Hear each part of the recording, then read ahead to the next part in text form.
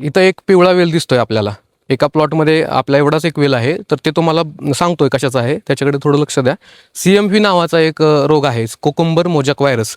तर त्या रोगामुळं हा वेल असं झालेला आहे. त्याच्यामध्ये ह्याला ट्रान्समिट करायसाठी एक पांढरी माशी थ्रिप्स ॲफिड जेसिड नावाचे एक काही किडी आहेत, त्या ह्या वेलीपासून दुसऱ्या वेलीपर्यंत हे ट्रान्समिट करत असतात. तर त्याच्या कंट्रोलसाठी आपल्याला वेळोवेळी इन्सेक्टिसाईड पेस्टिसाइड्स टाकावे लागतात. प्लस ह्या वेलीपासून आपल्याला प्रोडक्शन पाहिजे असेल तर आपल्याला ह्याचं न्यूट्रिशन मॅनेजमेंट करणं तेवढंच गरजेचं आहे. त्याच्यामध्ये NPK असेल, मायक्रोन्यूट्रिएंट्स असतील, दुय्यम अन्नद्रव्य असेल, सगळ्या प्रकारचे बॅलन्स न्यूट्रिशन ह्याच्यामध्ये झालं पाहिजे.